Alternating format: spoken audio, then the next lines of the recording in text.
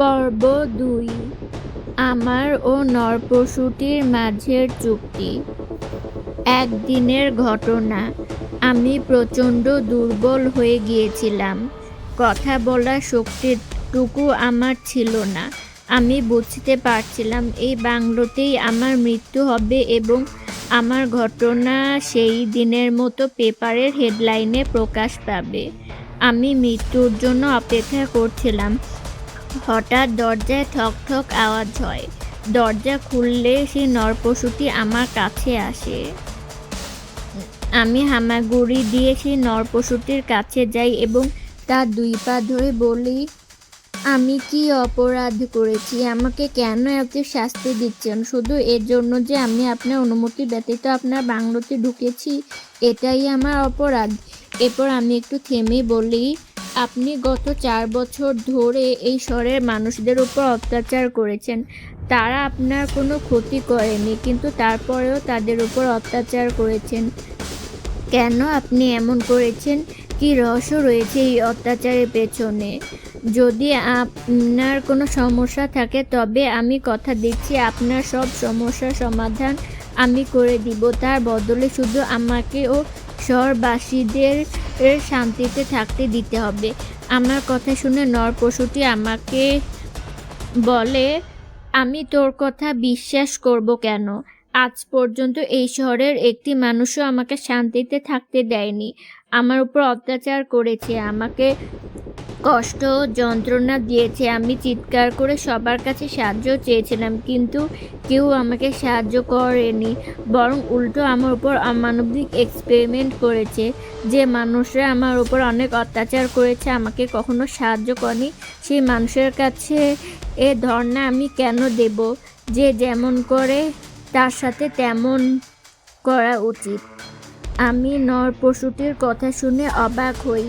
আমি নরপশুটিকে কিছু একটা জিজ্ঞেস করতেই যাব, কিন্তু নরপশুটি সেটা সুযোগ না দিয়ে আমার মুখ একটি কাপড় দিয়ে শক্ত করে বেঁধে দেয়। আমি আর কোনো কথা বলতে পারি না। এভাবে কেটে যায় আরও একটি সপ্তাহ। একদিন আমি সেই নরপশুটির জন্য অপেক্ষা করছিলাম, কিন্তু সে আসছিল না। প্রায় ১ ঘন্টা হয়ে গেল, কিন্তু তাও আসলো না। আমার মনে খটকা লাগলো। এমন একটি দিনও নাই যেই দিন পশুটি আমার কাছে আসে না এবং আমার উপর অত্যাচার করে না। কিন্তু আর কেন সে আসছে না? আমার মনে সন্দেহ হচ্ছিল। আমি কষ্ট করে দরজার কাছে গেলাম, সাবধানে দরজা খুললাম। এরপর আমি কষ্ট করে উঠে দাঁড়ালাম এবং হাঁটা শুরু করলাম। হাঁটতে হাঁটতে আমি বাংলোর প্রতিটা কক্ষে গেলাম এবং নরপশুটিকে খুঁজলাম, কিন্তু কোথাও তাকে খুঁজে পেলাম না। আমার মন বলছিল, এই তো সুযোগ, এখনই এই ভয়ঙ্কর বাংলো থেকে পালিয়ে যাও, নাহলে আর কখনো পালাতে পারবে না। আমি আমার মনের কথা শুনি এবং পালানোর জন্য তৈরি হই, কিন্তু হঠাৎ করে আমি কারো চিৎকার শুনতে পাই। সেই চিৎকারটি অনুসরণ করতে গিয়ে একটি কক্ষে পৌঁছাই। কক্ষের ভেতরে প্রবেশ করে দেখি নরপশুটি প্রচণ্ড অসুস্থ। তার শরীরের প্রতিটা জায়গায় ব্যথা। সে ব্যথায় কাতরাচ্ছিল। তার অবস্থা দেখে কিছুক্ষণের জন্য তার প্রতি আমার অনেক মায়া হয়, কিন্তু পরক্ষণেই আমার মন আমাকে মনে করিয়ে দেয় সেই নরপশুটি কীভাবে আমার উপর দিনের পর দিন অত্যাচার করেছিল। আমি সেই নরপশুটির কাছে যাই। যে আমাকে দেখে নরপশুটি অনেক অবাক হয় এবং বলে, তুই এখানে কি করছিস? তুই কিভাবে ওই ঘর থেকে বেরোলে এবং এখানেই বা কিভাবে আসলি? আমি এই শয়তানি হাসি হেসে নরপশুটিকে বললাম, আমি এখানে কিভাবে এসেছি সেটা তো না জানলেও চলবে। আমি শুধু তোকে একটা কথা বলতে চাই যে অন্যের উপর অত্যাচার করে সে কখনো ভালো থাকতে পারে না। তুই আমার উপর অনেক অত্যাচার করেছিলি। আমি তোর কাছে প্রাণ ভিক্ষা চেয়েছিলাম, কিন্তু তুই প্রাণ ভিক্ষা দিসনি। এখন দেখ তোর কী অবস্থা হয়েছে। ঈশ্বর তোকে তোর কর্মের সাজা দিয়েছে। এখনও সময় আছে, ভালো হয়ে যা, না হলে এভাবে কষ্ট পেয়ে তিলে তিলে তুই মারা যাবি। আমার কথা শুনে নরপশুটি বলে, আমি মরলেই কার কি এসে যায়? আমি মরলে বরং মানুষ খুশি হবে। আমার আর এখন বাঁচতে ইচ্ছা করে না, তুই এখান থেকে চলে যা এবং আমাকে একা থাকতে দে। আমি তে আমি তাকে বললাম, তুই যদি চাস তবে এই যন্ত্রণা থেকে আমি তোকে মুক্তি দিতে পারি, তোকে সুস্থ করে দিতে পারি, তবে তোকে কথা দিতে হবে যে তুই আমাকে এখান থেকে মুক্তি দিবি এবং মানুষের সাথে আর কখনো খারাপ ব্যবহার করবি না। আমার কথা শুনে নরপশুটি আমাকে বলে, তুমি যদি আমাকে সুস্থ করতে পারো তবে আমি কথা দিচ্ছি আমার বাংলো থেকে তোমাকে মুক্তি দিব, তবে আমি নিজের ব্যবহার বদলাতে পারবো না। এতে তুমি যদি রাজি থাকো তবে আমাকে যন্ত্রণা থেকে মুক্তি দাও, আর না হলে এখনই আমার বাংলো থেকে হামেশার জন্য চলে যাও। আমি বললাম, ঠিক আছে, আজ থেকে আমি তোর সেবা করব, কিন্তু সুস্থ হওয়ার পর তোকে তোর কথা রাখতে হবে এবং আমাকে নারকীয় যন্ত্রণা থেকে মুক্তি দিতে হবে।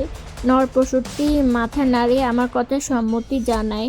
আমি নরপশুটিকে বলি, তোকে সুস্থ করার জন্য আমার নিজেকে সুস্থ হতে হবে। তুই আমাকে অসুস্থ বানিয়ে দিয়েছিস, এখন আমি বাড়িতে যাচ্ছি, সুস্থ হয়ে কিছুদিন পর আবার আসবো, ততদিন তোকে একা থাকতে হবে। আমার আমার পশুটি আমাকে যেতে দিতে চাচ্ছিল না। সে বলল, সুস্থ হওয়ার জন্য তোকে আর বাড়ি যাওয়া লাগবে না, আমার কাছে এক জাদুর জড়িবুটি আছে, সেটা খেলে মানুষ মুহূর্তের মধ্যেই সুস্থ হয়ে যায়। এই জড়িবুটি শুধু মানুষের উপর কাজ করে, আমি তো আধা মানুষ আধা পশু তার জড়িবুটি আমার উপর এই জড়িবুটি কাজ করবে না। এই বলে পশুটি তার প্যান্টের পকেট থেকে একটি জড়িবুটি বের করে দেয় এবং দুধের সাথে গরম করে আমাকে খেতে বলে। আমি তাই করি এবং মুহূর্তের মাঝে সম্পূর্ণ সুস্থ হয়ে যাই। আমি নিজেকে নরপশুটির ঘরে থাকা একটি আয়নায় দেখি। আমাকে দেখে মনে হচ্ছিল না যে আমার উপর দিনের পর দিন অত্যাচার করা হয়েছে। সুস্থ হওয়ার পর আমি কাজ শুরু করে দিই। আমি দিনরাত সেই নরপশুটির সেবা করি, তার কপালে জলপট্টি করে দেই, তাকে নিজের হাতে খাইয়ে দেই, তার হাত পা মালিশ করে দেই। এসবের কোনোটাই আমি মন থেকে করছিলাম না, কিন্তু এসব করা ছাড়া আমার আর কোনো উপায় ছিল না, কারণ নরপশুটিকে সুস্থ করতে পারলে আমি মুক্তি পাবো, না হলেই বাংলোতেই আমার মৃত্যু হবে। একদিন আমি নরপশুটির পা টিপে দিচ্ছিলাম। নরপশুটি একটার পর একটা ফরমাশ করছিল এবং খুবই বাজেভাবে আমাকে গালি দিচ্ছিল। আমার মেজাজ প্রচণ্ড গরম হচ্ছিল, কিন্তু আমি তাকে কিছু বলতে পারছিলাম না।